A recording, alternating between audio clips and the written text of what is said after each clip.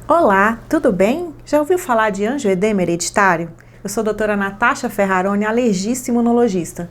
Vou falar sobre esse assunto para você entender tudinho. Existe uma doença que se chama angioedema hereditário, que se caracteriza por inchaço nos lábios, nas mãos, em extremidades principalmente, na orelha, na pálpebra, onde a pessoa fica até deformada. Pode inchar até a glote, levando a um risco de morte, tá? Essa doença, ela tem uma prevalência de 1 para 50 mil indivíduos, tá? Dados internacionais. Então, ela é rara, mas não é tão rara assim.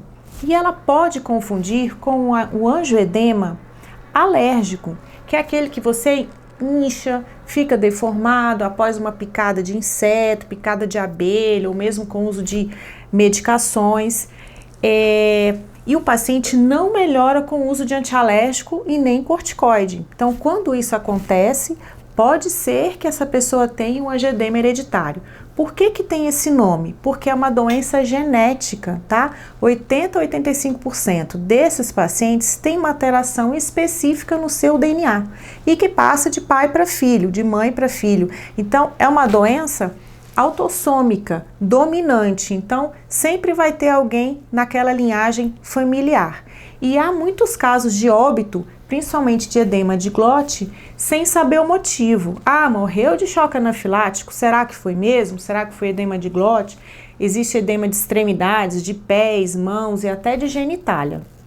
Uma coisa importante é que, em geral, a urticária, que são aquelas placas vermelhas que acontecem muito nos pacientes alérgicos, não acompanham essa doença.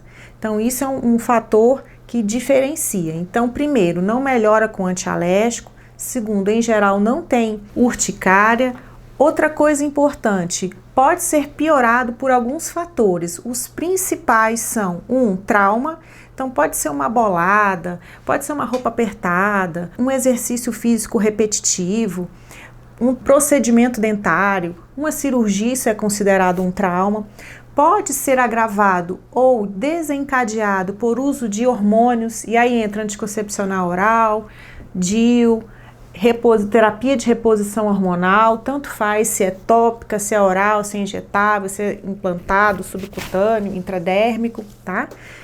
Pode ser piorado por fatores de estresse, e aí entra tristeza, angústia, depressão, ansiedade, podem ser fatores desencadeantes dessa doença, tá? E uma coisa importante, precisa de tratamento.